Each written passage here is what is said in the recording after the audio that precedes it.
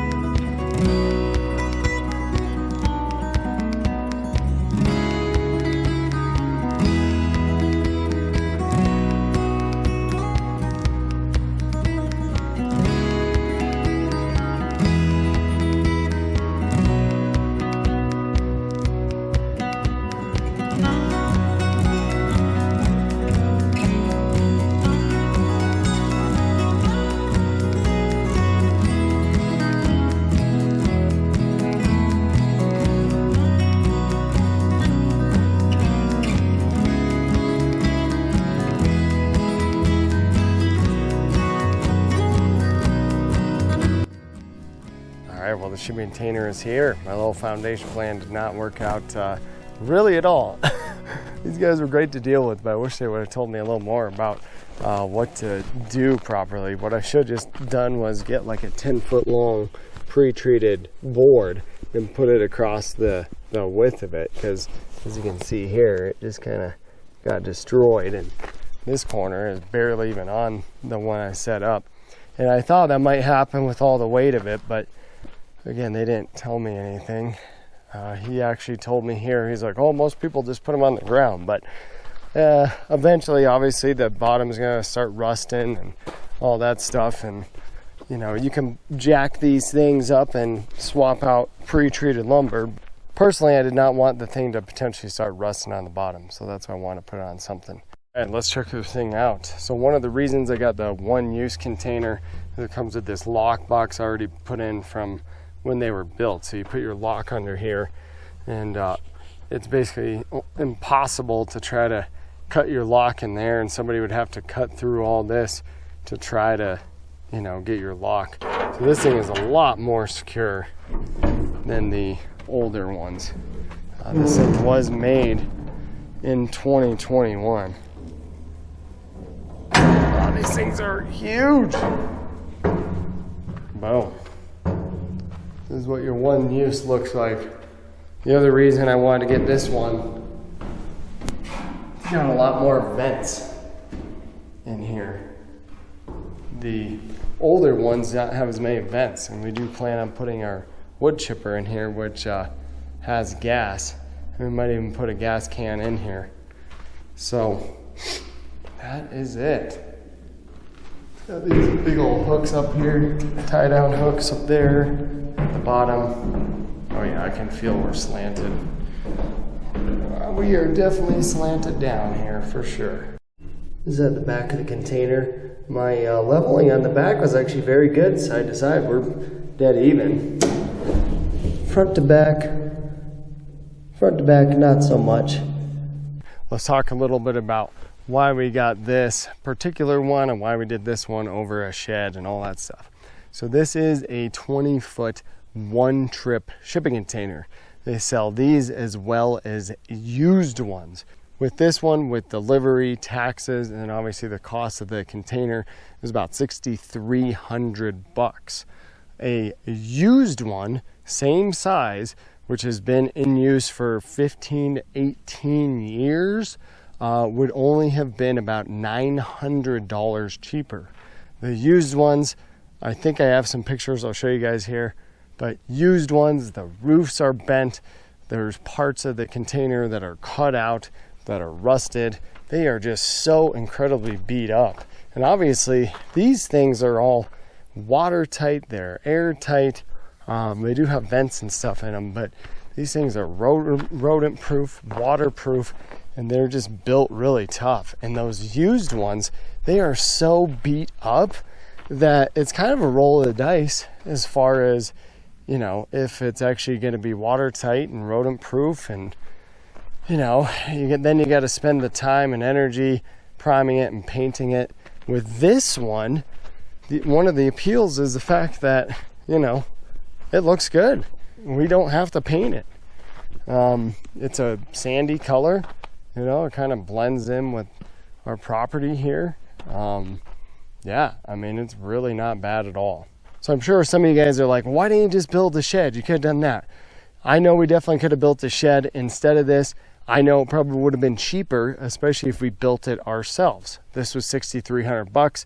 I did the math. We probably could have built a little 10 by 12 for somewhere between $2,500 and $3,500. However, we would have had to build that. We would have had to spend the time building that. And I built a shed at our house. I built a really nice 12 by 16. That took me a while, and that was in my backyard.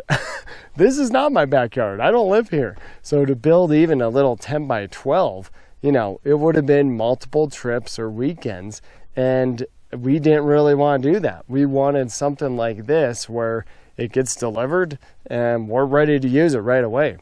We had gotten bids from a couple of shed places, and for the cost of a 10 by 12 shed, which is the maximum square footage, by the way, for the county, this is 160 square feet, so this is bigger. For a 10 by 12 shed, it was actually going to be about the same price as a shipping container. And this is bigger, and it's more secure, and it's probably going to last a lot longer than a shed because it's all steel. I mean, these things are like bomb shelters. These things are built extremely tough. So some of you guys may be wondering, what in the heck are you going to put in here? And why didn't you get a 40 footer? Well, ultimately, we really did not need the space for a 40 footer. A used 40 footer was the same price as this one trip 20 footer. And again, they're more beat up though, so they're rusty. You're probably going to need to paint them and do all that. This 20 footer is plenty big for what we need, because really the stuff we're going to put in here is stuff like this, like our auger, hand tools, our magnet picker upper here, buckets, our wheelbarrow. We also have our little trailer that we tow behind our UTV, our wood chipper, things of that nature. And the funny thing is, we bought this $6,300 shipping container, and we're going to have a fraction of the amount invested in, you know, the stuff that's in there. You know, I mean, the stuff that we put in there is maybe going to be worth like $1,000, but a lot of it is for the convenience, because this stuff either we have had storing outside here at the property and it's just getting weathered and worn, or we're trucking the stuff back and forth every time we camp here. Like another thing we're going to put in here is my son's power wheels. That thing is huge. Tugging that thing back and forth every trip is a total pain in the butt. And like the wood chipper, that we've had stored at our house. And we don't use it at our house. We have no reason to use it at our house. We need it here where we have thousands of trees, and we're going to put it to use. So we got the shipping container to be able to store that stuff, so we don't have to lug that stuff back and forth. It's going to be so much more convenient. And it's also going to make camping more enjoyable, because it's not going to take us forever to load stuff up in our truck, in our camper, unload it when we get here, load it back up before we leave, unload it at the house. We can just keep all this stuff here. So a lot of why we got this has to do with convenience. All right, well, I took the day off of work here, so it's only 9 a.m. I'm gonna get a lot of work stuff done here today as I'm here. I'm gonna try out our wood chipper here because I had sharpened the blades. I gotta cut up some limbs. I gotta cut up our cistern here, get at least the top cut off and get rid of that because unfortunately it got destroyed by the wind. But got a lot of stuff to do, so let's get to it.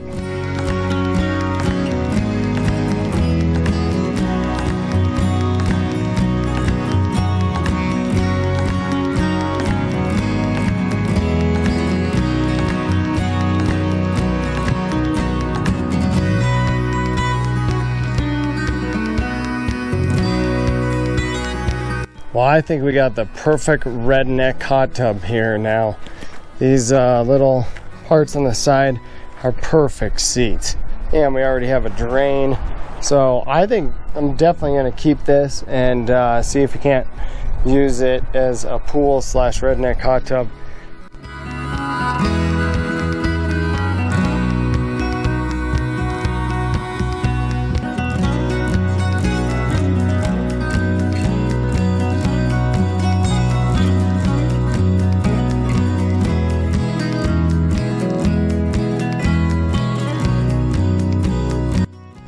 Well, I'm having to halt this project for the time being. This blade is super dull. I tried sharpening them. I gotta tell you, I've been nothing but disappointed with this wood chipper.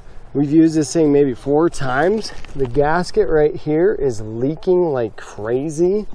I think after the first time we dulled the blades, we tried using it with the dull blades, it was basically unusable. I think the second time we used it, the pull star broke. It does still fire up on the first pull, but I had to restring it and didn't do that completely perfect. And then I sharpened the blades and this thing still does not cut. I would like to replace the blades here, but it's so difficult to get to the blades that are on here. You have to basically dismantle this whole freaking thing.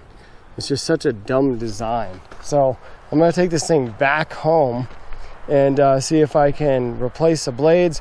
I'm gonna take some branches home, see if it cuts it, and then if it cuts it, I'll give it another whirl at trying to get some of this down. If not, I'm selling it, and honestly, we'll probably just rent a huge Vermeer or whatever the heck those things are called. Just make some giant piles like this and just do that. So it's kind of windy out. I'm gonna go in the shade and have some lunch now, and I'll get to doing some other stuff here in a bit.